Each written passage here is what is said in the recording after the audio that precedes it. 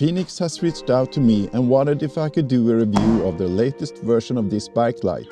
As I am a sucker for freebies, I gladly accepted, and here is a totally unbiased review of the latest iteration of the FENIX BC21R version 3.0. Just messing with you, I will tell you if I find something that's not working properly and where the light fits the best. You will find the usual stuff in the box, and this claimed 1200 lumens light is charged via an included USB-C cable. Thank you very much for that. Despite the USB-C charging, expect a few hours of charge time. There is also an included handlebar mount, and here is my first complaint. For the first week I found it to work fine. It is secure on the handlebar, and it can also be adjusted sideways, which is very convenient if you've got a handlebar with some rise and sweep and need to mount the light in a weird position. What happened to me was that this part came loose after I did this sideways adjustment a few times. Inside here there are at least 5 washers, if I didn't lose any, held in place with a lock washer. This lock washer came loose and I had to fiddle to get everything back together. Maybe this was a one-off poor assembly or something, but I urge FENIX to take a look at this design to see if it can be made more durable. I think that as long as the mount is fitted to the handlebar, nothing will come loose since the handlebar itself presses against the washers, so you don't need to worry that the bike light will come off by accident. In the bike light world, there's a war going on, a war over lumens where everything goes.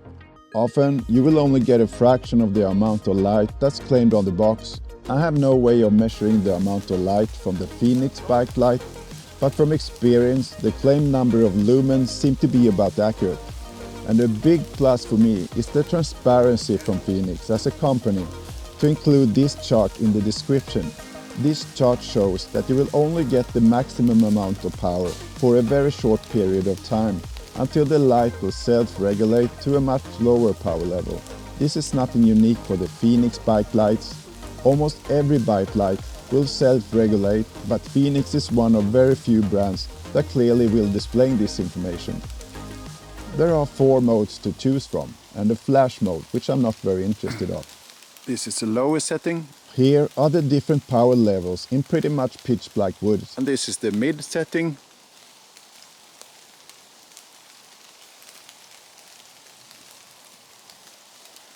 This is the high setting.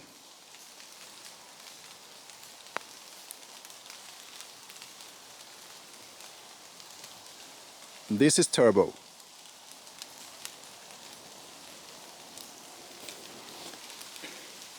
Low setting.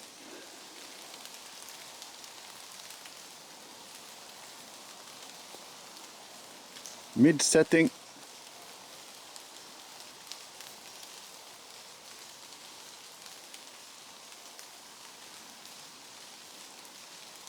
High setting.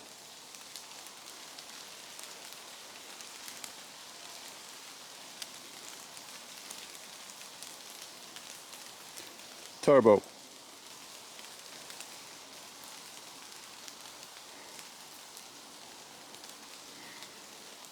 This time-lapse shows the first 17.5 minutes from fully charged in turbo mode. It is difficult to see the decrease in power here, but when comparing the images for the first and last part of the time-lapse, you can probably notice a slight difference. It's very difficult to film this to look the same as I did when looking with my own eyes, but I think I got the exposure just about right here. I could clearly see that tree over there, 30 meters away in turbo mode. As you can see, the beam is round and it's not very wide, which makes me want to use this on my helmet. Typically, you want a powerful floodlight on the handlebar and a more narrow beam on the helmet to spot low-hanging branches and even out shadows to more easily detect sudden drops, etc. It works fine as a handlebar light for commuter bikes or race bikes, but I want something wider and more powerful on my handlebar when riding MTB. There is a bigger brother to this light with 1600 lumens and a battery with twice the capacity. If that version has got a wider beam, I think that would be a better choice to have on the handlebar. This brings me to weight. You don't want to have too much weight on your helmet, and this bike light is on the limit. Funnily enough, it weighs almost exactly the same as my GoPro 9. So if you've ever mounted a GoPro onto your helmet, you know what this bike light will feel like. There was no helmet mount included in the box, but you can buy a couple of different models from FENIX's online shop. They are actually very affordable, only $5, which is a no-brainer for me.